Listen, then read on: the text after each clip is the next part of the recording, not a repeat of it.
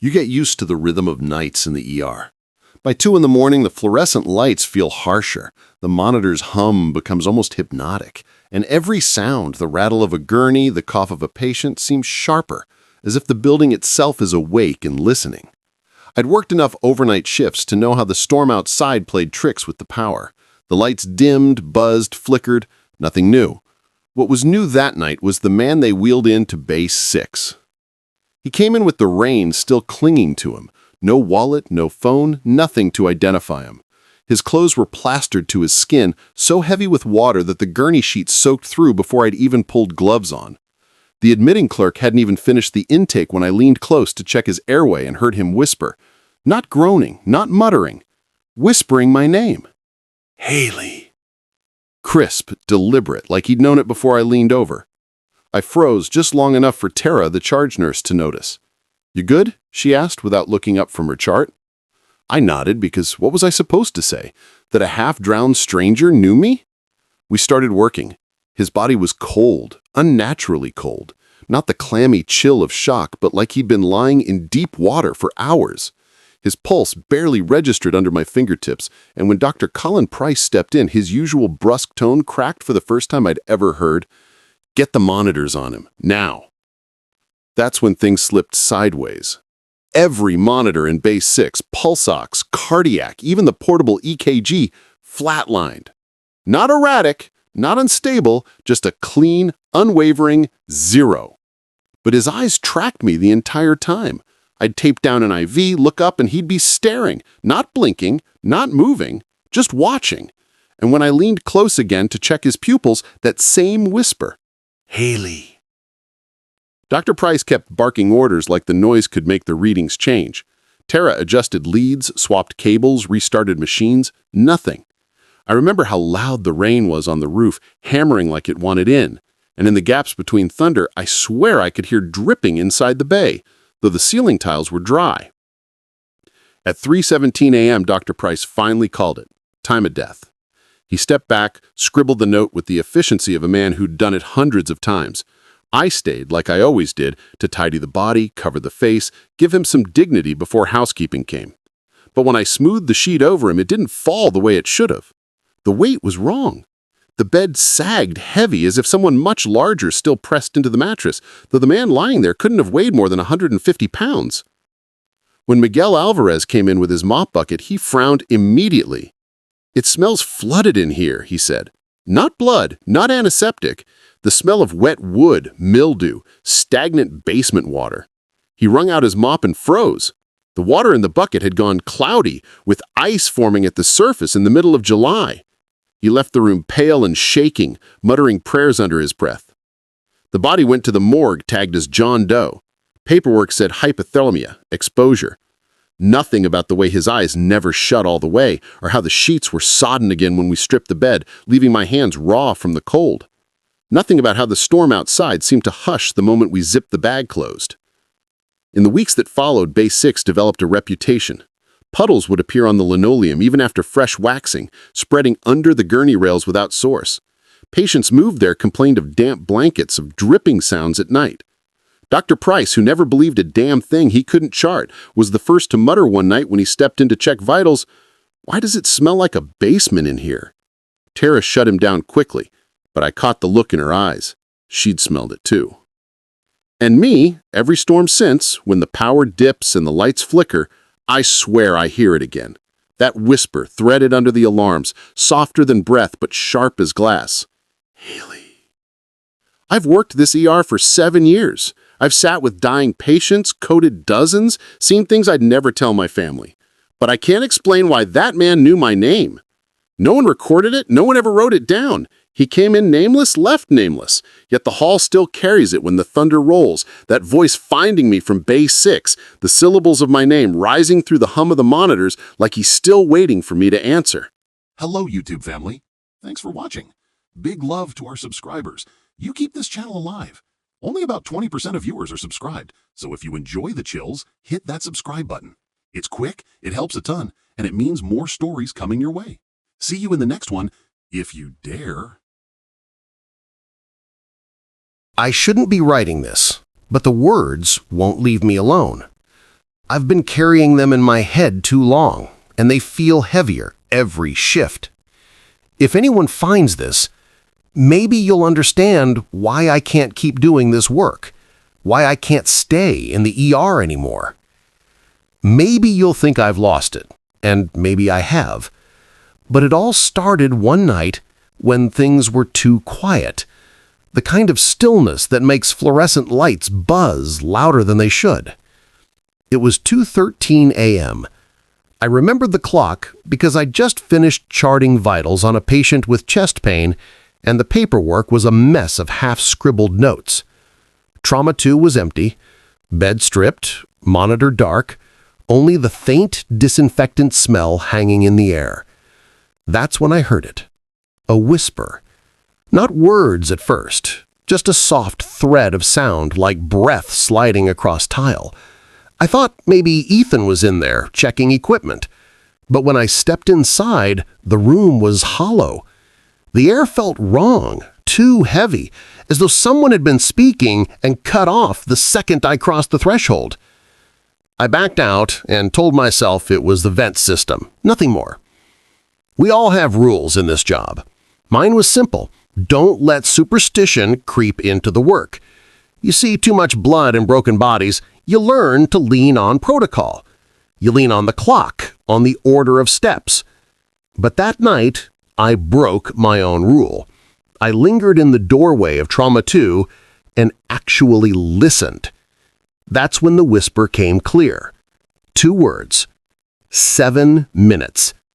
I laughed under my breath, nervous. The sound wasn't in the room. It was in my ear, like someone leaning too close. I pushed it away, busied myself at the nurse's station. At 2:20, the code alarm rang out from bed 5. A man in his 60s, massive MI, Ethan running in with the crash cart. We worked him hard. Compressions, epi, defib, but his rhythm disintegrated. I glanced at the wall clock when he flatlined. 7 minutes to the second since I'd heard the voice. I told myself it was coincidence. We see death all the time, and the mind tries to make patterns out of chaos. Still, I couldn't shake it. The next night I heard it again, this time in Trauma 4. 4 minutes. And sure enough, 4 minutes later, a trauma victim we thought stable suddenly bled out internally. I was the only one who knew. I was the only one listening. It got worse. The whispers started naming spans of time before nearly every code. Sometimes short, sometimes long. I wrote them down in my pocket notebook, thinking I could disprove it, show myself I was being irrational. But every time, the clock matched the whisper.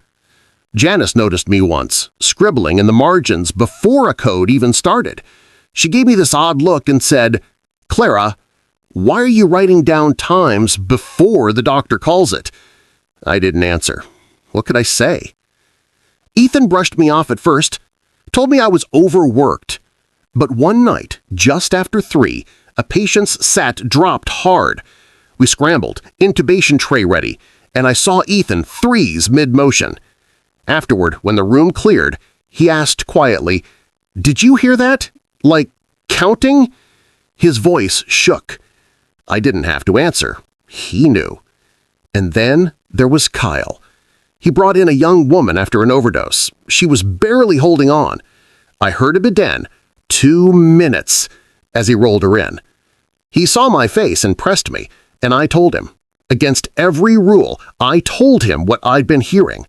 He called me crazy until 2 minutes later when she coded right there on the gurney. He wouldn't meet my eyes after that. He doesn't ride in on my shifts anymore. Now the whispers don't wait for empty rooms. They move through the halls, low and constant, layering over each other like dozens of mouths pressed to my ear. I can't tune them out. They tell me when each patient will leave us, down to the second. Sometimes I write it down. Sometimes I don't bother. It doesn't matter. The outcome never changes. The worst was last week. A young man came in, multiple gunshot wounds, pale but conscious. He grabbed my hand, asked me not to let go, and I heard it. 11 minutes. I tried everything. pushed fluids, called for more blood, begged Ethan to work faster, but the whisper didn't waver. At exactly 11 minutes, his hand went slack. I don't know what's left of me after this. The others notice. Janice avoids me, Ethan won't talk about it, and Kyle, well, he won't come near the ER. I'm alone with it now. And the voices are multiplying. They're not just counting anymore. They're overlapping, stacking until the numbers smear together into something that sounds almost like a chant. I can't make out the words, but I know they're meant for me. Last night, for the first time, the whisper wasn't for a patient. It was in my own ear, louder than ever, and it said 3 days. I checked the wall clock out of habit. If the pattern holds, then by the time someone reads this, that countdown will be over. The question that eats me alive is this: if I stop listening, will it still happen? Or has listening made it real? I don't know. But if you ever stand in a trauma room and the air feels too heavy, if you hear something you shouldn't, don't lean in. Don't listen. Because once you do, it never lets you go. I never thought I'd be the type to write something like this down. But lately, the silence between shifts has become unbearable. Maybe this isn't meant to be sent. Maybe it's just a way of making sense of what I saw, or thought I saw. My name is Dylan Mercer. I've been an ER nurse for almost a decade, and I've learned that machines fail more often than people think. Alarms jam, ventilators glitch, batteries die at the worst possible times. But there's one system I've never been able to rationalize, no matter how many times Dr. Shaw told me it was just bad wiring. The call lights. It was a Friday night in March, just past 10 p.m., and the ER was a zoo, the kind of night where every stretcher is full and the waiting room looks like a war zone. The overhead fluorescents hummed, monitors chirped in competing rhythms, and my shoes stuck faintly to the linoleum from a soda spill no one had time to mop. The kind of night where you don't sit down once. I was running vitals when the panel above the desk buzzed. The call light for room 12 lit up. Only room 12 was empty. It wasn't unusual for lights to flicker on their own. The system was older than me and overdue for replacement. Still, the sound, the sharp electric snap when the bulb lit, made me glance toward the darkened doorway. I went in more out of habit than belief. The air was noticeably cooler, a few degrees at least, and the sheets on the gurney were pressed down in a shallow curve, like someone had just stood up. I remember brushing my hand over the indentation, half expecting warmth, but the cotton was ice cold. I told myself it was nothing and reset the switch. By the time I stepped back out, an EMT crew was wheeling in a patient, 22-year-old female, found unresponsive after a rollover on I-90. The timestamp from dispatch said 22:06. The call light in 12 had gone off at 22:06. Her name never left me, though I won't write it here. Massive head trauma, no chance of survival, but we worked her up anyway, because that's what you do. Lucas Pryor, one of the EMTs, hovered nearby as we tried to stabilize her. I caught him staring at the panel above her bed, the one linked to the call light board. It blinked. Right when she flatlined, he whispered to me later.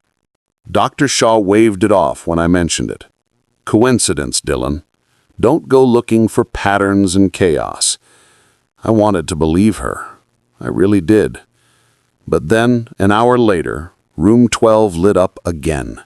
Same sound, same cold air, same dent in the sheets like a phantom weight pressing down. Before I'd even finished resetting it, EMS rolled in with another trauma. Male, mid-40s. Cardiac arrest post-collision. We got him back for a minute. Just long enough to hear the monitor scream and then flatline. Time of death, 23:17. The call light, 23:17. By the third activation, I stopped telling myself it was coincidence. Paula Green, the administrator, came down because staff had filed too many maintenance tickets. She stood with me in the dim hallway outside 12, watching the panel glow and buzz. "There's no patient in there, Dylan," she said, but her voice was shaky. She had the security footage pulled the next morning. Empty room, nobody inside, but the switch on the wall clicked itself down. No hand, no shadow, just movement. She wouldn't talk about it after that.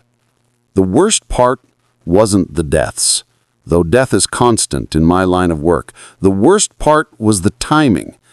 Each time the bulb ignited, I felt like the room wasn't malfunctioning, it was anticipating, as if something in 12 was reaching outward, calling the dying toward itself. By 3 a.m., I stopped entering the room. I stood in the hall and watched the fourth activation. The sheets pressed, again, deeper this time, like someone had sat and leaned forward, elbows on knees. I swear I heard the faintest creak of the mattress coils. Minutes later, another trauma bay filled in. A teenager pulled from a wreck. We worked him until our hands cramped, but he never came back. His time of death was stamped exactly when the light in 12 first came alive. The official line, after all the reviews and logs, was equipment malfunction. Maintenance replaced the panel, swapped the wiring, even taped off the switch. But the replacements flickered too. No one wanted to be assigned to 12 after that. Even Dr. Shaw, who clung to logic, started steering residents away from it when possible. I don't believe in ghosts. I don't. But how do you explain a room that knows who isn't going to make it before they arrive? How do you explain Lucas, pale as chalk, swearing he saw the panel pulse in sync with a man's last breath? How do you explain the administrator who couldn't bring herself to walk past the door at night after watching the footage? It's been weeks now, and I still hear it in my head, that sharp electric snap before the bulb hums to life. Sometimes, when I'm home alone, I swear I see the faint reflection of it against my window, even though I live nowhere near the hospital. Maybe writing this is just my way of bleeding the memory out before it festers, but I can't stop thinking about something. Every activation so far has matched a patient's death. 4 lights, 4 bodies, all strangers. But what if one night it's not a patient? What if the room starts calling for someone already inside the hospital? What if one night it calls for me? If you've made it this far, thanks for listening. If you've seen anything like this, machines that know more than they should, rooms that seem to anticipate death, tell me. Comment, share, whatever helps me believe I'm not unraveling. Because right now, every time I walk past that hallway, I feel the silence pressing in, waiting. And sometimes when I can't sleep, I swear I hear a buzzer in the dark. Not loud, just a faint, insistent snap, like a light turning on in an empty room.